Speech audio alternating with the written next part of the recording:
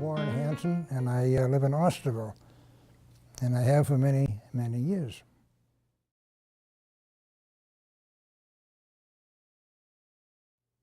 And looking around this room and looking at that 375th anniversary, I can remember the 300th anniversary. Okay, Victor Adams in Barnstable, the Cotacheset Park, which is right beside the Baptist Church. I remember that quite distinctly. And every time we have a Memorial Day service, when I was representing the town, I thought that was kind of a nice thing to do.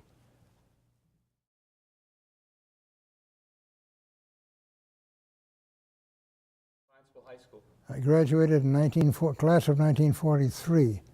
However, I did left the school in December of 1942, which is just roughly 1 year after Pearl Harbor. And I got what they call a war diploma, excuse me, which meant I got out 6 months early, and I was not the only one. And several of us left for Boston probably that same day or the same weekend to enlist.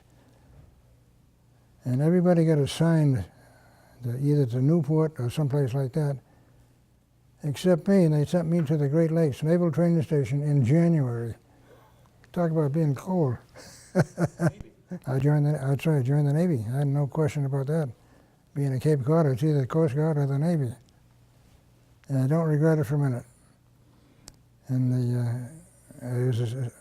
the ship was under construction when I got out to the West Coast. It's built in the Lake Washington shipyards, which is just east of Seattle area, Lake Washington. And we had to wait until the ship was ready, probably until June or July of that same year. And then they took the ship from there, I'll tell you why I wasn't on it, over to Puget Sound. They have a series of locks to get from one level to the other. But I didn't make that trip. The only trip I did not make on that ship was that one, because a day or two prior to their leaving, I came down with what they say now is appendicitis. So they put me in the Seattle Naval Hospital for 3 days, and that took care of that. But anyway, I was still assigned to the ship. I joined it in Seattle, and within that same week. And I don't know what they did for stitches, but anyway, I was loading ammunition and in stores and all that. Very, very soon after that. They didn't put me in, 2 weeks in the hospital for recoup. No way.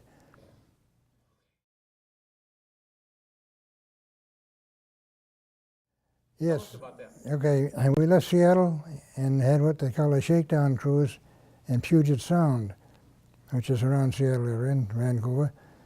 And from there we headed straight down for San Diego to restock again and fix all the things that weren't quite right. And we left San Diego and headed for Pearl Harbor, which is a pretty good walk, on a cloudy, rainy day, I'll tell you. The first time a lot of us have been out that far out to sea.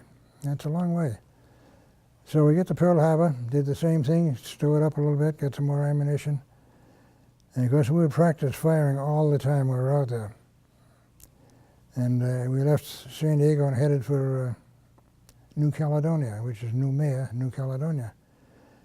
And another island near there called, but anyway, whatever. They ended up in Brisbane, Australia. And we did the same thing there in Brisbane. We restocked and all that. And we took off from there and went up into the Solomon Islands, Guadalcanal and all these other names that you're familiar with. And from there, we went back once more to Brisbane, rest and relaxation, R&R, although we really didn't need it, having not seen anything yet. So anyway, we got from there, left Brisbane again and went up to New Guinea, Port Moresby, New Guinea. And from New Guinea, we had several stops up, Dutch New Guinea, Hollandia and Wewak. Anyway, all the way up there. Then across to other islands. There's a lot of islands out there. And to pick out one now, I couldn't do that if I life depended on it, which one. But anyway, we went all the way through there.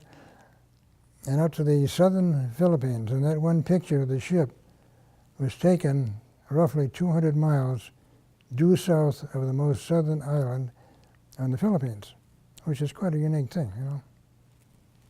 Obviously, we didn't take that picture. Right. So from there, we went up all the way up through the Philippines, lady golfed the whole bit, and across to Manila, where we had our first Liberty. That's after 2 years, not even going to the first Liberty, except when we went to Brisbane.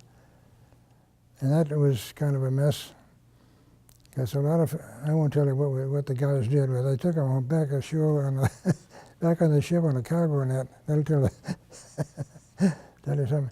So from Brisbane, from Manila, we went north up to the island of Mindoro, which is the northernmost island in the Philippines.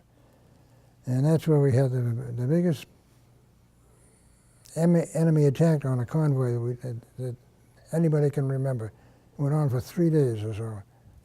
But anyway, after having survived that, Lingayen Gulf is where it was. And from there we went from there heading for Okinawa. And the war was just about over then because they had the atomic bomb. And what was I going to say? That was August of '45. Probably, yes, it was, yeah. Yeah. And then you made it back. Yeah, obviously I didn't. We went from there to, on the way from Mindoro in the Philippines to Okinawa, we came across, or it came across us, a typhoon, which is a hurricane at sea. And we were in that for 3 days. And one number that I'm going to mention, it's kind of hard to believe, we had a list, which is from this list, right? 58 degrees. 58, imagine that, that's how big the waves were. Oh boy. But anyway, we survived it. We got back to Okinawa, kicked around there for a while, and then we got orders to come back. So we eventually ended up in Seattle again. And the ship was decommissioned after I had left it. They took it down to San Diego and mothballed it, okay, which they do. And after a while, somebody in the Coast Guard decided, yeah, we could probably use that.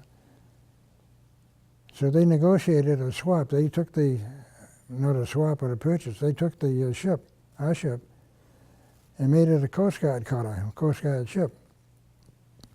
And they were out of Brooklyn, New York, their home base.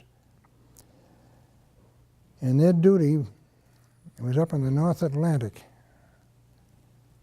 That doesn't sound bad until I tell you what happens up in the North Atlantic. Cold in on a wall digger, you know? Oh, boy.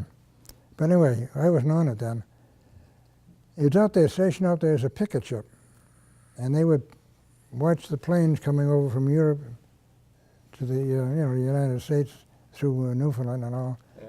And that's why they were there. And in case there's an emergency, they were there. Yeah. What else they did in the Coast Guard, I can't speak for them. I don't know. Yeah. Came back to Barnstable, right. And I was discharged in due time. And I got out because it was a minority cruise. I was in the regular Navy until I was 21. So when I was 21, I was honorably discharged and came home. Kicked around for a couple of years, a year anyway, and I was a milkman for Hoods. A lot of the guys my age were. And the GI Bill was very nice for me. One thing I didn't mention earlier is John Van Arsdale. Remember that name? Yeah. Took flying lessons. I wasn't the only one, from John. I got a private pilot's license, which wasn't all that difficult. I mean, everything was done just right. Had a written test a whole bit. I will never forget my first solo, and that's a real thinker, I'll tell you. And takeoff and landing with an instructor in the front seat and I'm in the back seat.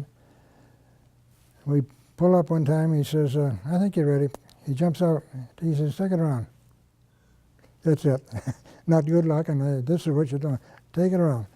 I did. I survived it, no problem. But having passed all the tests and so forth, the pilot's license, I got it. At that time, this is going to be hard to believe as well, I could rent a Piper Cub, which is what I learned on, for $8 an hour. Can you imagine that? On the Hyannis Airport? No, out of Marston's Mills. I never did it because I couldn't come up with the eight bucks that I needed. So anyway, my flying career went down. But every once in a while I think of that when I hear the planes go over from Hyannis to Nantucket you know, if I had my license, I might have been doing that. And I said, boy, am I glad I didn't get that job. How boring can that be? Among others, he said I should. My brother then had 2 years prior to me. He was 2 years older in college, and through one way or another, I was out in Michigan State, at least Lansing, Michigan. And I went through the first semester there. It got me thinking about what the devil am I doing here when I can't project myself 4 years from now and knowing any more than I do now. It's not going to help me. So I decided through help through the college there that I would take an aptitude test, which I did, and I had very high in mechanical aptitude. So from that point on, we searched out different schools, and there was a school down in Washington, D.C. called the Capital School of Typewriter Mechanics, which I enrolled. It was a 9-month course, which I passed.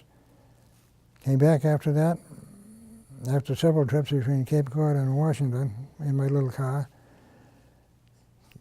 Came back and get married. How can I hesitate that? 1948, get married. But anyway, the next school I was enlisted in is the Office of Plans Mechanical Institute, which took care of writing machines, calculators, mimeograph machines. Up to any kind of machine was in the office. That was the schooling. So I had a good background on that. So having done that, graduated, no problem. Came back to Oslo, looking for a job. And then I was, of course, married. No income. The GI Bill, $20 a week for 52 weeks. The 52-20 Club, you've heard of that one. They put you in beer money. But anyway.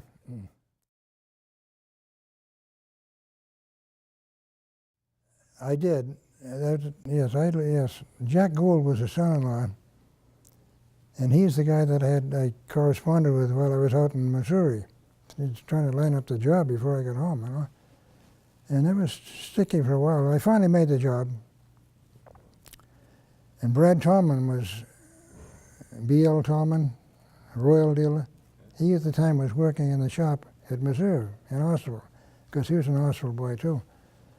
And not long after I arrived, for whatever reason, he got a hold of the Royal Typewriter dealership, because his own business, he went up in Sherman Square in Hyannis and had his store for many, many years. Did a good job. He had two products. One was Royal Typewriters, one was Victor adding machines. And that's all. They had one employee. And whether he was smart, who knows why. But anyway, he was a good competitor. It started, good question. It started because one of my other competitors had two typewriter dealerships. At that time, you could only have one in a certain area. And he had two.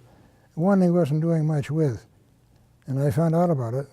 And the branch manager, who's out of Providence, and I gave him a call one day, and I says, you know, I understand you got a vacancy for that dealership on that Smith Cronin typewriter. Make a long story short, I got it. No problem. I was service trained. I know how to sell it. And that worked out very well. However, the first thing that really made it work, he says, I tell you what I'll do.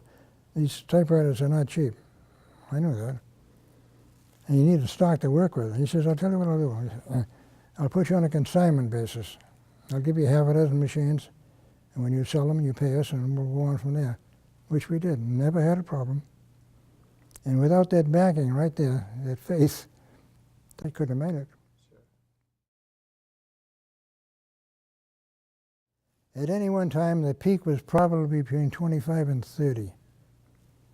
And I think that was quite a milestone. We started out a one-man business, and over the years, and we ran it about 35 years and built it up, and we created lots and lots of jobs, which I think, looking back on it now, at that time, I wasn't thinking about jobs then. Getting the people in to, to work it all, and it worked out, everything worked out. We had a big business. And I used to work out from the smallest competitors to the largest.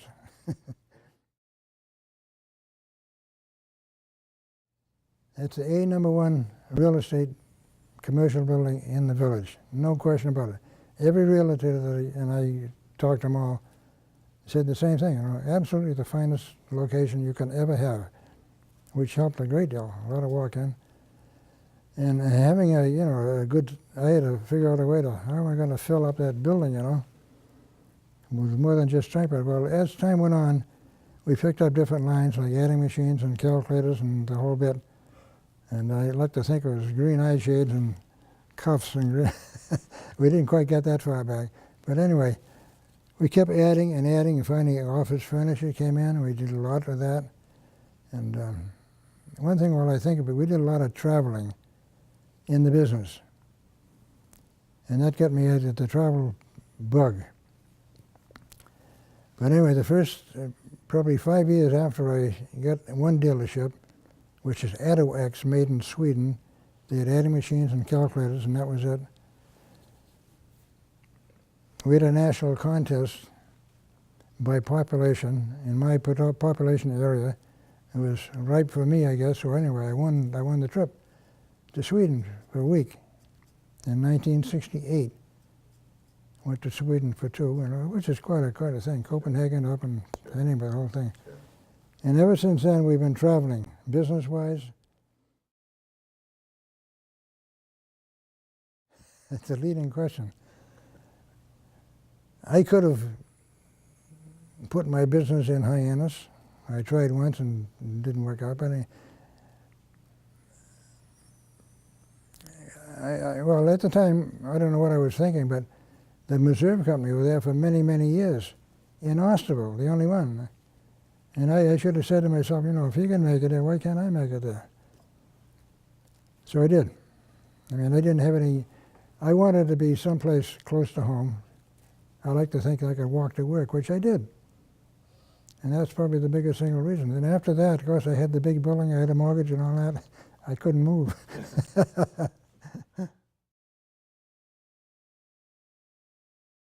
That's right. You still own. The oldest boy, David, is a commercial photographer, doing very well. And the other one is Peter, and he has a landscape design business, architectural, and he's doing very well. Yeah. Well, I figured David had 3 daughters, my 3 granddaughters. They ended up with 7 great grandchildren, 7, at my young age. Imagine that? So anyway, they're all very old. The furthest one away is Forestdale, because the teacher, I mean, she's a teacher in the Bourne school system. That's the only reason they're there. They'll come back to Oswald someday.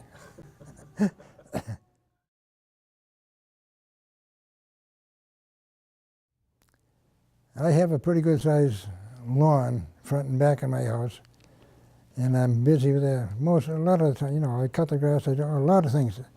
When you own property like that, it's a good sized lot. It keeps you busy all the time. That's right. I went to the Citizens Police Academy back in '99 and graduated with a 2nd class. And from that point on, I volunteered down on where the Berman store used to be on Main Street, and up where Johnny Lamarche used to be, up a little bit further on the other side, and volunteered. And finally, I got transferred for whatever reason up to the main station on Finney's Lane. And I've been there ever since. What do you do? Well, what I have, and this is an odd name for it, it's a complaint desk. Remember years ago when I had an old cop with a big gut, and he was up there with a cigar, and he was a complaint desk, a sergeant, retired sergeant. Everybody that comes into the station goes through that station, complaint desk, and that's where I sit. 4 hours a day from 12 noon until 4 o'clock every Friday. And what I do is I direct people to where I think they should go. They come in looking for an accident report, up to records. They're looking for something in a license to carry and arms and all. send them up to licensing. They come in for domestic abuse problems. I ascertain the problem right up to as best I can without getting nosy, and I direct them as best I can to the people that are going to help them the most. And that's probably the biggest part of it. And then, of course, people come in all the time. Just the other day, a woman came in, she says, there's a woman pushing her car off the exit up on the Burger King. And she's all by herself, she's out there in the street pushing her car. This is a happy citizen saying, this doesn't sound right. So she immediately came down 2 or 3 miles down to the station and reported that to me. I thought it was kind of strange too, so I brought it into the sergeant, and immediately they got on the radio, and the nearest cruiser was dispatched. Now this is good, this is citizen participation. Now they could have ignored that completely. She could have pushed that thing right out into traffic. I don't know anything more about it than that. I really don't. There were 2 windows where I sit and there's one right beside it. An officer will come out and discuss the case with this particular woman or person. And to be amazed how educated these patrolmen are. They're very, very learned. I don't know where they learn all this. They don't do it on 16 weeks at the police academy, I'm sure. But anyway, they're very, very knowledgeable. I don't hesitate one bit. Any officer in the place that I can catch to answer this woman's question or this person's question. They're very good. I have no complaint. Nothing but praise for them.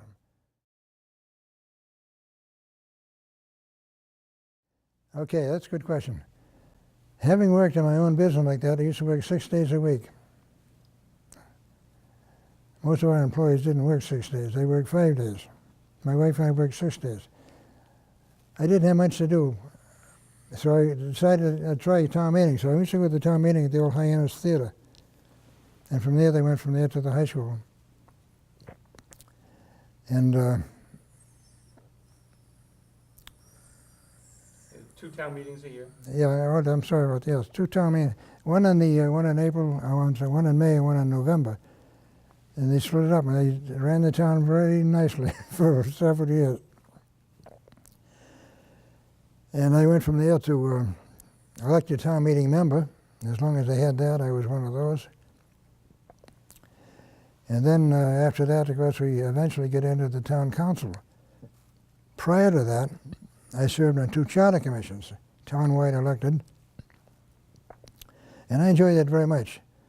However, we didn't win. When I was on there, the one following and finally got it through. We went from town meeting to town council with a town manager. And Warren Northover was the first town manager. And that was under our jurisdiction at the time. That's how I really got interested in it. And I, as you know, you used to sit there and I used to sit over here.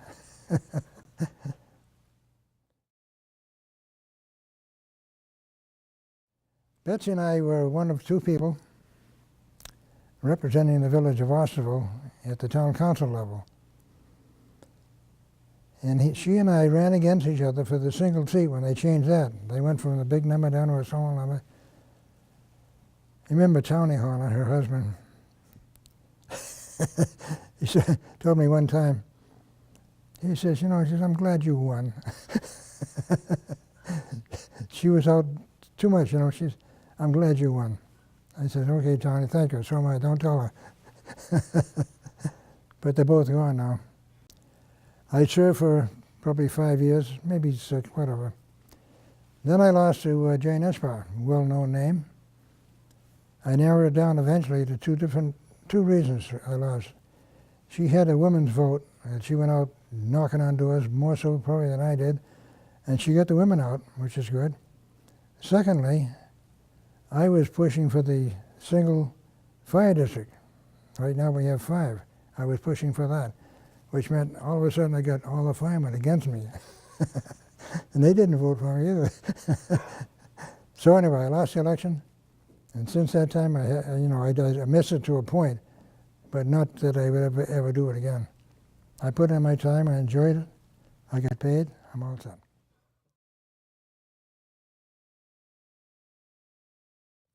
Just before the leaves come down. You think about that. in the fall, just before the leaves. During the leaf season, you can have it. Oh boy, do I get leaves. But anyway, it's probably the fall. I spent 30 plus years over there, past president. I was on the board for many, many years. That would probably come pretty close. But there's a question whether it's in Yarmouth or whether it's in Barnstable. So that was probably it, yeah. Okay, my name is Warren Hansen from Osswell, and it's been a pleasure talking to you.